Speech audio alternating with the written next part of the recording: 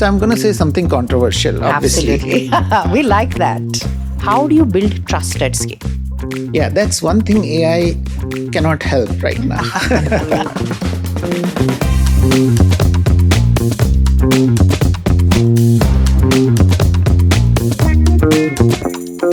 The way we know GCCs today, my opinion is that won't exist tomorrow. Like we'll have two operating systems like the Android and the iOS operating system, and then everybody will be building agents and apps on top of that. Possibly. That's what we have come across, right? I'm a consultant. I will ask you for a framework. I cannot. It's our DNA. AI has all the answers, but what's the right question? That still leaders have to provide. I think our job is not necessarily to only rely on heroes, but make sure that we give ability for the entire organization to play heroes. It sounds very profound the way you said it, but yes, that's essentially it is. We're profound on the go. It's a very transformative way to think. It's like a lot to ingest.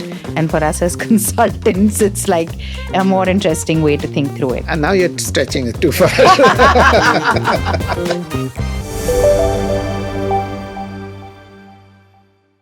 Hi everyone, and welcome to another episode of GCCs Unfiltered. I'm your host Nitika Goel, CMO and Managing Partner at Zinnov.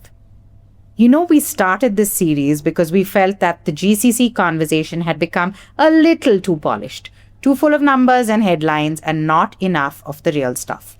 The pivots, the trade-offs, the moments that actually shaped how these centers were built and are continuing to be built. Today's conversation sits right at that intersection. My guest has been in enterprise software for over 30 years. He has lived through the IBM era, the software AG, WebMethods era, and now leads R&D for a company that has just become independent, BMC Helix, while simultaneously running one of the most critical country operations right here in Bengaluru. I'm joined by Jitendra Kumar Pandey, India Country Head and Vice President of R&D at BMC Helix. And I'll say this upfront, Jitendra and Zinnov go way back, almost 20 years to his WebMethod days. So this is going to be one of those conversations where there is absolutely no room for diplomacy. Lovely, lovely, lovely to have you here, Jitendra. Thank you very much. Back into the third office of Zinnov, probably one you've seen in many CXO forums, but yes, you've probably seen our first office as well. I've seen the first office in Koramangala as well, where people were sitting behind the cardboard boxes, and there were like 5 people, maybe 6 people, including Pari at that time.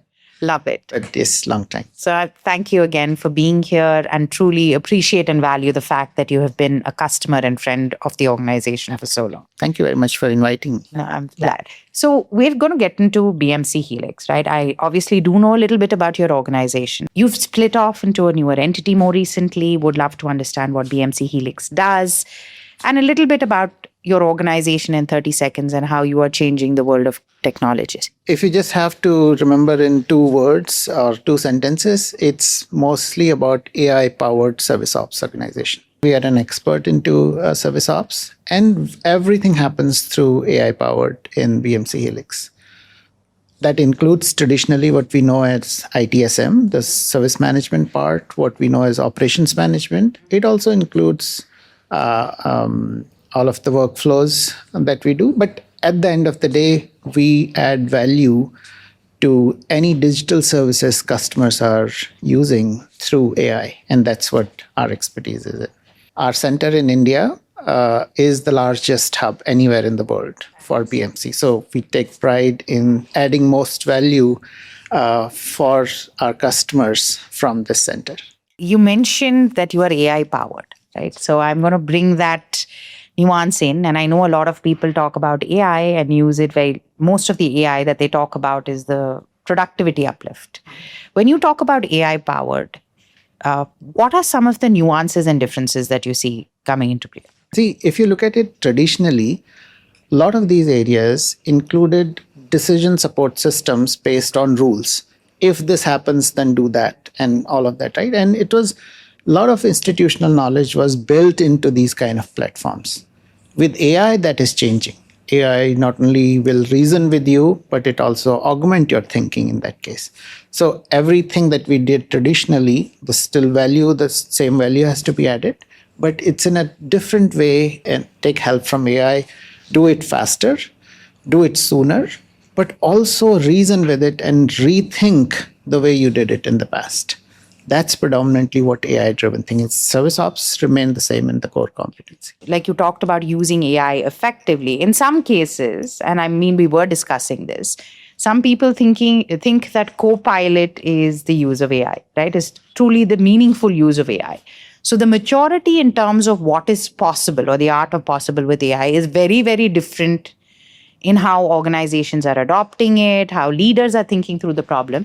In that case, how do you think GCC leaders, and specifically your cohort of leaders, should be thinking of AI differently? So AI-led software, AI-led value addition has become a very common thing. It's a commodity for everybody. And everybody also has a different meaning to it. You mentioned some people think that they are advancing in AI because they are using Copilot in Microsoft Office, not even otherwise. Some people think that they are using AI to deliver customer value. But some people also think that they actually at a maturity level where they are adding some measurable value to the customer. It's about the customer value that they are adding to it. I'll give you an example. In our conversations some time back, we don't worry about how do you use AI, because that's what has been the discussion so far, that how can I use AI in my project? The discussions have moved from how can I use AI in my project to how do I deliver value to the customer. No AI is ever mentioned because that's understood in most of the cases. Things like how can you increase your NPS? How can you increase your CSAT from a customer satisfaction point of view? Using AI is something that is underlying, but it's all about delivering the customer value. So I want to come back more specifically, right? When people are talking about AI, they throw a lot of metrics. They talk about a lot of efficiency metrics. And of those metrics, especially because you're looking at customer value being that core metrics, what do you think are vanity metrics and what do you truly think are value metrics? Everybody is relentlessly pursuing the productivity metrics. The discussion is about how can we increase productivity, or has the productivity increased?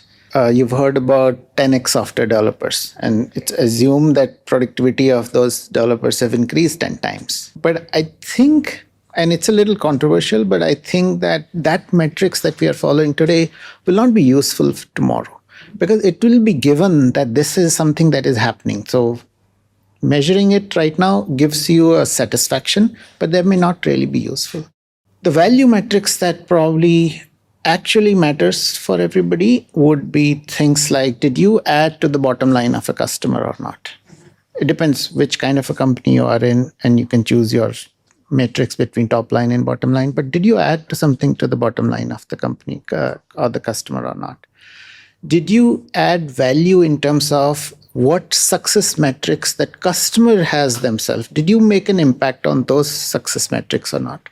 So the metrics that you measure yourself and the way customers measure yourself is blurring, basically. If a customer thinks that they want to exceed in some areas, you would rather provide value in those areas instead of measuring your own things in the past. You talked about the convergence of the customer's KPIs are actually the organization's KPIs, which in turn become the GCC's KPIs, for it to be truly meaningful in terms of leapfrogging to outcomes. In that sense, many of the current GCCs, and I know a lot of us say that they're India centers of the global organization, but I call it GCC only because it's a cohort or a type of company that have some common shared or lived experiences. In that construct, where do you think the operating model here needs some reinvention? The value that GCCs need in those cases, and your definition of GCC in that case, is something that we measured success for ourselves in last 25, 30 years is becoming a table stake. For like execution is becoming a table stake, delivery is becoming a table stake, cost, nobody even talks about it. In some cases, the cost might actually be more than hiring anywhere else in that case. The discussions have moved from those traditional matrices to an area where you talk about leadership. Nobody in the GCC itself is saying you execute better, you deliver better, you deliver faster. These are all understood.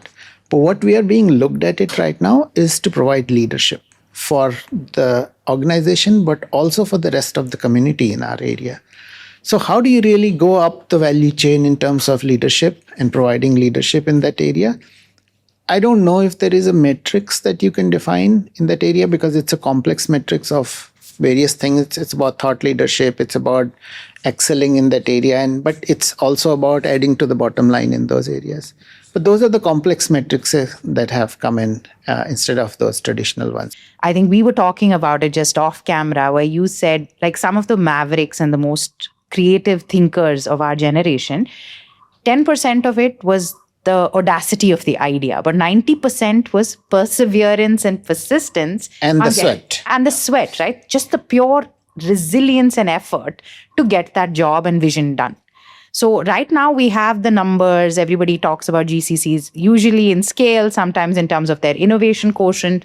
If a GCC today, in the context of what you just described, where software is commoditized, your engineering prowess is commoditized, in that construct, what is the kind of reinvention needed? What is the kind of resilience that is needed? And what is the kind of relevance that we need to sort of start measuring for? Yeah. So I'm going to say something controversial, obviously. Absolutely. We like that. And the reason why I said it's a little controversial is because the way we know GCCs today, my opinion is that that won't exist tomorrow. The way we talked about our success in terms of traditional metrics versus the forthcoming matrices, I think those won't really matter, because every software company, if you look at it, and I'm talking about software, but that same thing is applicable to other industries also. Every company has their own GCC where they do a lot of this innovative work today, where they do software development, whether they provide value to the customer from that point of view. Now, like you said, that is becoming commoditized.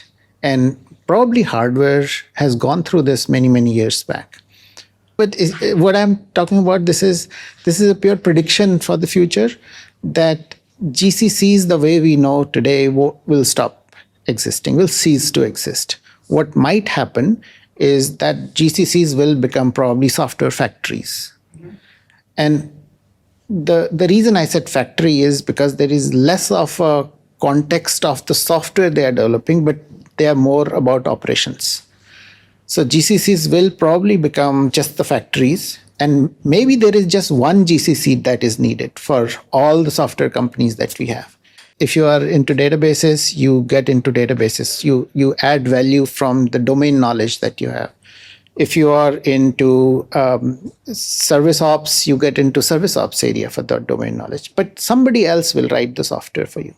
Just like it happens in the hardware industry, and we talked about it, right? That who manufactures the chip is less important, but what is that chip about and how it is an innovative chip. You will look at it, if you look at it, the Apple system, M1 to M2 and M2 to M3 and all the way up to M5, there's a lot of innovation happening in that chip. But who manufactures the chip is not important. And I think the same thing will happen in the software industry as well. That's lovely. When you were just talking about it, another errant thought is like we'll have two operating systems, like the Android and the iOS operating system, and then everybody will be building agents and apps on top of that. Possibly. That's what we have come across, right? I mean, which third operating system do we know today? That's true. Yeah. One thing I definitely want to talk about also is the fact of how do you make the time or create a mental prioritization framework to get to the right outcomes. I'll tell you why. Lots of times when we connect with GCC leaders, etc., they are reacting, not necessarily responding to the change, because there's so much noise about AI and how things are changing. New GCCs coming in every single day, but they're at a higher maturity. There's a volley of information, FOMO being created in the ecosystem in terms of what needs to be done. And that is also being heard by leaders globally who say, okay, listen, this company has had an X amount of productivity uplift. Why aren't you doing it? So immediately everybody just jumps onto the bandwagon, picks up what they need to, and then goes on. For an organization or a company or a GCC based here, how should leaders think of short-term transformation versus long-term performance? AI is everywhere. and it is providing the speed as well as agility. Speed and scale, which we worried about. You remember when we started GCCs in 20 years back or 25 years back, one of the big metrics that we used for ourselves was, how do you scale this? Yes, you build something very nice, but how do you scale this now? Now, from a technical point of view, that scaling has become easy. The speed and scale has become very, very easy. So that AI is able to handle it. What we still need to provide from a value point of view, as far as the companies are concerned, and that's not necessarily only applicable to GCCs, but GCCs also, is providing the human element. And we talked about the human element earlier today, which is about providing context, providing judgment, having accountability for those things, having relationship, right? So those kind of things that is still needed. But the GCCs also have to prepare in terms of asking the right question, where they are moving, what value customers are looking for, and how do they really develop software if they are in the software industry in that area that they can add value to the customer. AI has all the answers, but what's the right question? That still leaders have to provide. Now, let me come back and shift in terms of when you say leaders to provide. You've obviously been through many organizations at different scales. You've joined an organization which was going through a tremendous amount of transformation just by the share of the spin-off. You're also private equity owned, which is not easy. Ruthlessness on metrics is a given fact if you're a PE-owned company. You talked about speed and agility being driven by technology. How do you build trust at scale? Yeah, that's one thing AI cannot help right now.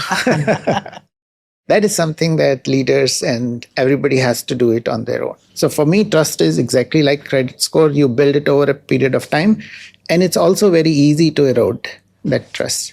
Honestly, I don't think building trust at scale is a concept that I agree with.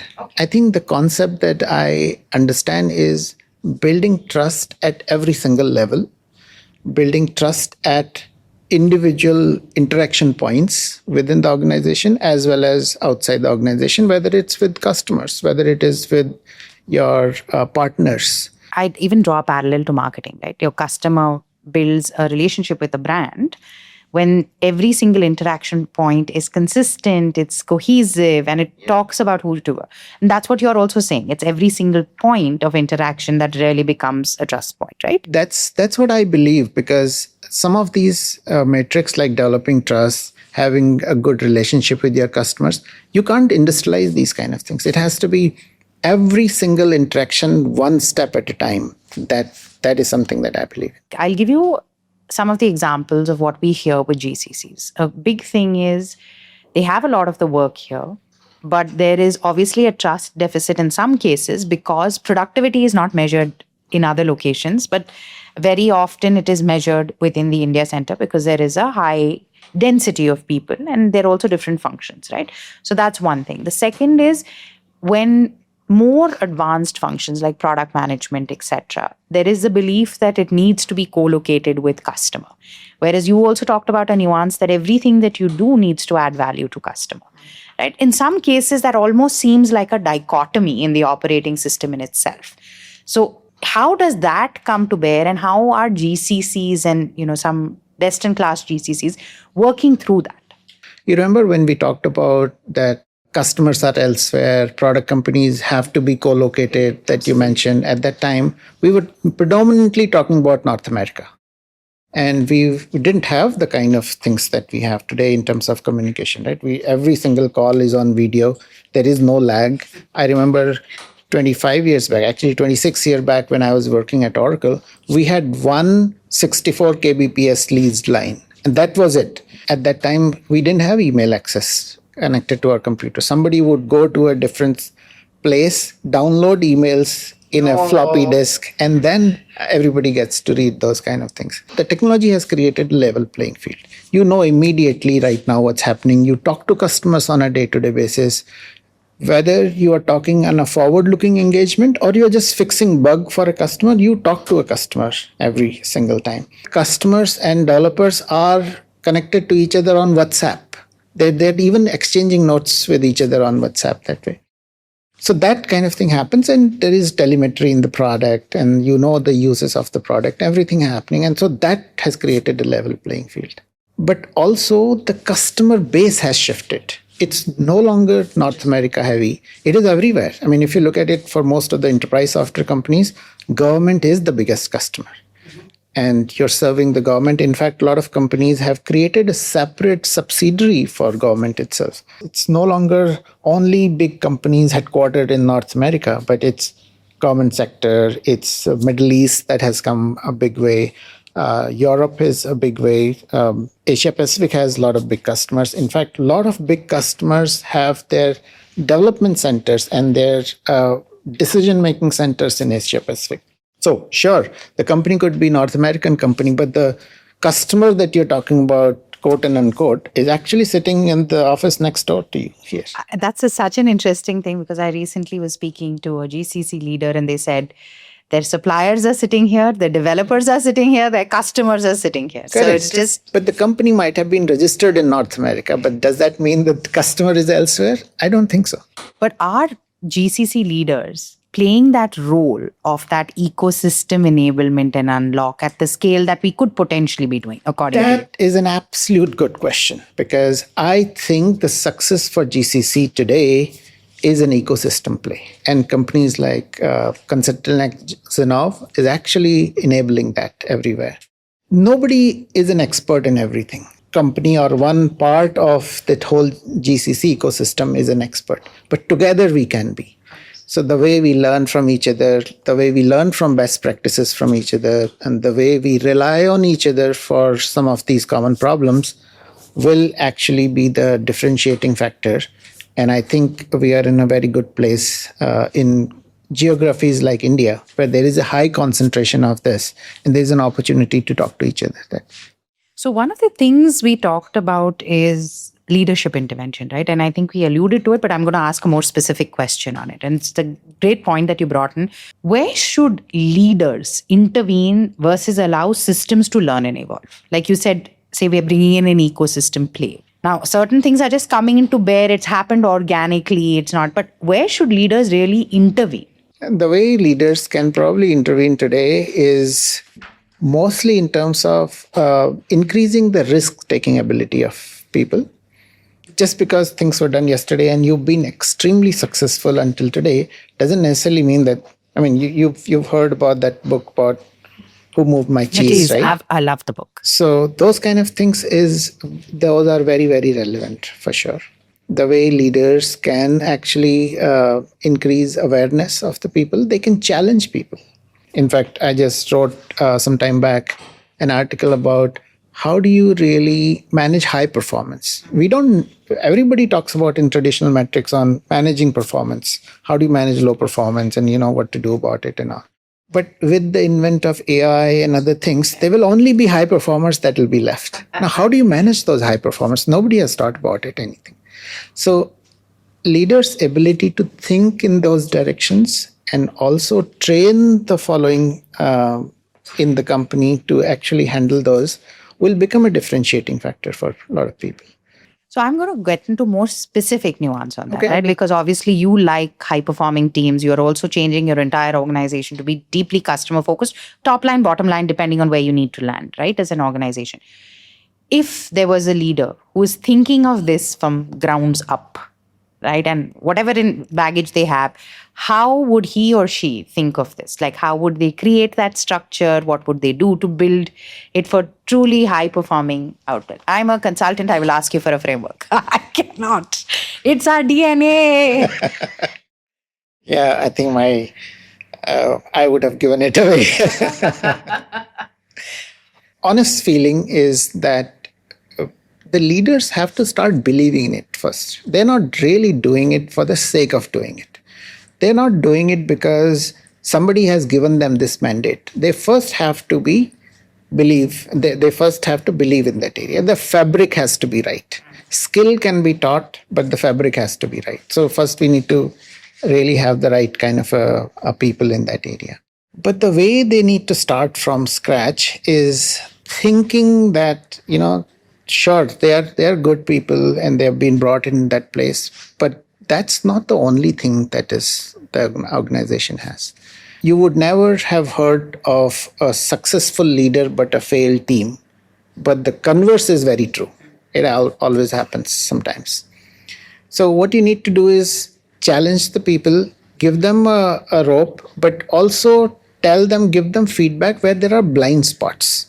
There's a lot of value in giving feedback right now, and there's pretty much it's an institutionalized metrics that okay, you need to keep giving feedback.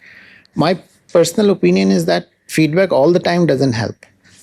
It helps immensely when there is a blind spot for the other person. And if you give feedback at the right place, that something happens. You need to be able to lead through leaders, and you need to have a metrics where instead of how much of the company's target that you delivered, but also how many leaders have you created? Did you create a scalable structure or not is something that is going to be important going forward, because unless you do leadership at scale, it's going to be less impactful. The other thing I really wanted to talk about when you sort of describe this, it makes me think of a systems thinking rather than like a point in time thinking. I know when we were discussing on this side, when people think systems thinking, they think of it as a platformization of the product or the services or the solution, which makes it obviously easy to plug and play, where there are certain guardrails, but every single person is thinking of the end outcome and not acting as a blocker, right? It'll be really good to understand how you believe a system-led thinking can be established, or do you think it's already there in many GCCs, or does it need to be built from now on? 20 years back, the situation was different. Now the situation is different. Now most of the GCCs that are starting would have probably the systems thinking because the mandate is different. The mandate is for them is to add value to the overall business, right? So they are structured from the very beginning to think in that direction itself. But systems thinking is something that has to be developed within the organization. It doesn't come naturally because if you are looking of any GCC, individuals, individual teams, individual departments, individual managers, leaders, whatever you call it, they still focused on what would make them successful. And it's very easy to ignore the fact that how are they contributing to the overall business of the company. One department's success in itself might actually be hindering the overall success for the company in that case, although we call it success. So at some point in time, you have to take a step back. You have to make sure that, yes, I'm going to compromise on that particular aspect because together we succeed. It's not only that I succeed and I don't care about you as a different department. So that systems thinking is extremely important. I think our job is not necessarily to only rely on heroes, but make sure that we give ability for the entire organization to play heroes all the time. And there are situational heroes that definitely will work, and that happens all the time. If you were a movie script writer, you would have made it very hard for the director with so many heroes.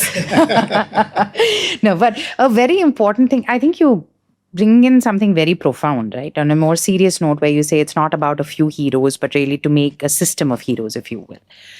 In that case, how do you build it functionally, right? Do you link it to OKRs, for example? How do you create shared metrics?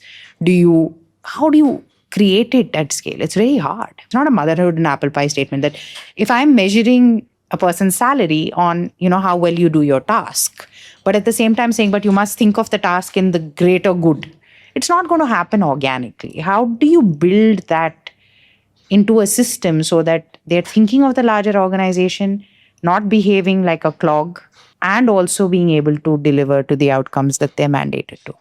Two ways it has worked in the past, for me at least, that you set the goals at a broader level. You set a goal at a higher level saying this is what is needed for organization to be successful. Whatever that goal is at the top of the organization, and every organization has their niche, what we want to do. Every organization wants to succeed. But what does the success means for the organization is at a top level goal. But like you said, it doesn't necessarily come very easily to everybody. And that's where the leader's role becomes extremely, extremely important. to not only translate how is your department, your function's goal will contribute to the overall goal, but relentlessly make sure that this communication goes downwards. That's when the leader's role becomes extremely important. There will still be goals for different departments, but linking those goals together and looking at it an overall picture that, okay, are all my functions working in a way that I can still achieve the overall goal? That's when it becomes extremely critical for the leaders to translate that. So BMC, of course, is doing very, very interesting things in AI, and we've talked about all of this. If there are specific anecdotes or examples where, from an organizational context, that you believe sort of lend to this either systems thinking or AI narrative, which is just baked in early on, that you would like to share with us? AI is everywhere. I don't think we talk about AI in any of those things. I think it's pretty much understood that something is being done. It must be done through AI. It has AI in it. The ubiquity of AI these days. Instead of talking about how can we use AI in our own areas, I think we have gone beyond that and we've started thinking about how do you really deliver measurable impact to the customer, to the value stakeholders in this case. It is understood that it will happen through AI, like NPS, for example. How do you really increase NPS in your area through the product roadmap? At some point in time, you are also able to predict that this is your roadmap and it's going to have this kind of an impact on your NPS, which was a lagging indicator in the past, not a leading indicator. Now, at our organization, we are working a lot in terms of efficiency, but at the end of the day, customer is always at the forefront. If the customer doesn't benefit from all of the things that we are doing, then it becomes meaningless. Yes, we are doing it for the sake of having an AI in the product or in the functions, but at the end of the day, the value has to be delivered to the customers. And that's how we look at it, all the metrics. So do you have a specific example of how you have delivered value to the customer from your team here? We actually measure the return on investment, the way customers are doing with our products. The way they have increased their return on investment is something that is extremely important for us to measure right now. We are in the software industry. How much time and money customer spends on upgrading the product? How much time and money customers spends on the first onboarding of their own first customers? How long does it take for them to bring in a new subsidiary is all the bigger metrics of return on investment. And we measure upgrade time, we measure how much defects that we created that customer had to delay their projects on. How much time are they taking on onboarding of those things? They are all becoming at a division level, but they are all contributing to return on investment for the customer. Are there specific initiatives or programs that you run within BMC today or under your leadership as well that you would like to specially call out and that lends to any of the narratives that we talked about, right? Either in the systems thinking, leadership thinking, or even, like you said, measuring certain customers and goals that you think that would be good to call out? We have a very interesting program which we, for the lack of a better word, it's a drink your own champagne program. Love it. Not Kool-Aid, but you're drinking the champagne. Love it, yes. So, like you mentioned, we have a customer center there, but that customer center works more than just the customer center. Our own IT is our first customer. Then becomes our own SREs, the people who are handling our cloud software is the second customer. Actually, the third customer who is paying the customer who is paying money is a third customer. Got it. So we make sure that our own IT is successful first. Then our teams that are managing our cloud software is successful. And then only when it is done, then we give it to our customers. So it's kind of a pre-baked at the time when it goes to our customers. And the customer experience center that you mentioned about, we also have a network operations center there, which we call a command center right now, where entire company's IT is managed by just two people sitting there and probably doing something at some point in time, but it's pretty much an autonomous way it does there. And we take pride in making sure that we ourselves are successful in that area before we actually take money from customer. Before we let you go, for sure, we have to do something called the rapid fire. Okay, I am like a big fan of all things Bollywood, and Karan Johar was the inspiration, I may have to confess, but So you have a gift hamper as well somewhere. we will definitely send you the gift hamper. We want to keep it light. I have my rapid fire set of questions. There were some stayed ones, but now we should ask you some out of syllabus questions as well, right? So, what is the most contrarian opinion you have about the GCC model? I think the contrarian opinion would be around that GCCs will last forever. It's not going to happen. I think it'll happen. GCCs will go away sooner than anybody can expect at the moment. Everybody thinks that GCCs are going up the maturity curve. And at some point in time, instead of a delivery center, instead of a project center, they will become an innovation hub. Not going to happen. Probably a half-hearted target, because at the end of the day, like we mentioned before, it's about the customer value that you deliver. Innovation is a part of it, but everybody thinks that they are innovation hub, maybe not. Now I'm going to also ask you, what is the one hard truth about GCC leaders nobody wants to admit? The role of a GCC leader is less relevant for the GCC in itself, but it has become a part of a bigger ecosystem. Yes, you have a leadership responsibility for the GCC given, but you are expected to play a bigger role in the entire organization than just the GCC. If you had to build a GCC today from scratch, what would you do differently and right off the bat? The way I built GCC in the past was hire for skill sets, hire for functions, hire for scale. A lot of those things are all given. Scale is all given. Speed is all given. The way I would do that today is probably an irreversible mandate for the product area, but also having an impact and direct connection to the customers. If somebody had to write a book about you, what would the title of that book be?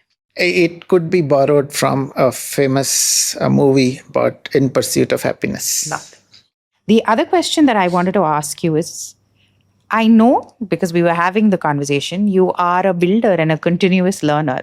So how does your learning philosophy evolve? Like, what is your learning philosophy first? Yeah, it's a omnidirectional learning philosophy. Anything that I find it interesting, I try to learn in those areas. And we were talking about the brick-fired pizza oven that I just made. But it happens in all the areas. And whether it is about painting the house or about cleaning the toilet or about doing the marble polishing. In fact, I do my marble polishing on my own. Oh my God. So it's all about just being inquisitive about that area and deriving this confidence that, sure, you can do it. Why not? I think that's the biggest part of it. So I think for those of you who do not know, what Jitendra is also saying nicely is he has hand built a brick oven in his backyard or side yard where he can make pizzas at scale. So it's not an open invite just yet, but if he does a table dining thing, it is something that we will definitely send out to this community and you shall partake. So, but that is looking forward to it. It's crazy. He's even picked out the bricks and done everything on his own. So what gives you your little uplift of joy and happiness every day?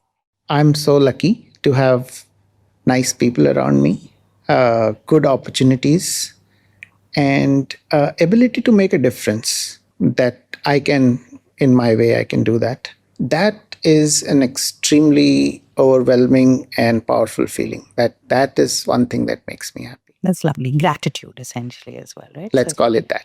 So love it, love it. And what does unfiltered success look at like in BMC Helix over the next 3 years? I think we are already at a leadership position. If you look at it, Forrester's assessment of our service management area, we are the leaders of the leader. We not only want to keep that leadership position, but we want to strengthen it. But strengthen it, the leadership position, not only in a way that benefits BMC, but our customers benefit from it. Our customers also feel that they are the leaders in their own area because of us is something that we aspire and we look forward to. What is your guilty pleasure? single malt scotch at the end of the day. Lovely. Thank you, Jitendra, for being with us today. It has truly been a revelatory conversation. I've learned a lot from you, and it's been a proverbial masterclass for me. Thank you very much for inviting me as well. Thank you. Thank you.